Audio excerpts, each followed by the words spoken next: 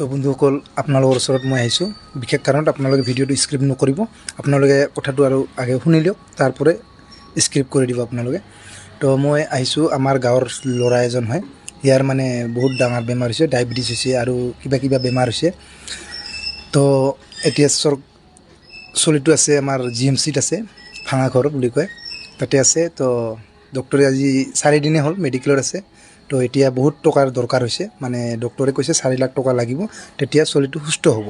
তে মানে হেতুৰ কাৰণে আপোনালোকৰ ওচৰত আহিছোঁ মই স্ক্ৰিনৰ সামনত ৰাখি দিছোঁ আপোনালোকৰ ফটো তো মই এটুই মানে আপোনালোকৰ ওচৰত ভিডিঅ'টো বনাইছোঁ আপোনালোকে কিছু যদি পাৰে সহায় কৰিব হেল্প কৰিব আপোনালোকে যেটো পাৰে খুশি কৰি আপোনালোকে কৰিলে হ'ল আৰু এটু ভিডিঅ'টো জানে আমাৰ অসম চৰকাৰলৈ যাই পায় যিমান পাৰে আপোনালোকে শেয়াৰ কৰক কাৰণ এই কাৰণে চলিটো বাচিব লাগে ইয়াৰ মা নাই বাপ নাই ভাই নাই ভণ্টি নাই কোনো নাই ইয়াৰ একমাত্ৰ জেঠা এটা আছে জেঠাটো যিখিনি পাৰিছে হেল্প কৰিছে ইও গৰীব দুখীয়াই মানুহ আমিও গৰীবে মানুহ আমাৰো এনেকা ধন সম্পত্তি কোনো নাই যে আমি কিবা বিক্ৰী কৰি আমি চিকিৎসা কৰিম এনেকা কোনো ৰাস্তা নাই তো ইটোৰ কাৰণে মই ভিডিঅ' বনাইছোঁ জানে আমাক চৰকাৰে কিছু হেল্প কৰে আমাৰ অসম চৰকাৰ আমাৰ হেমন্ত বিশ্ব শৰ্মাই যদি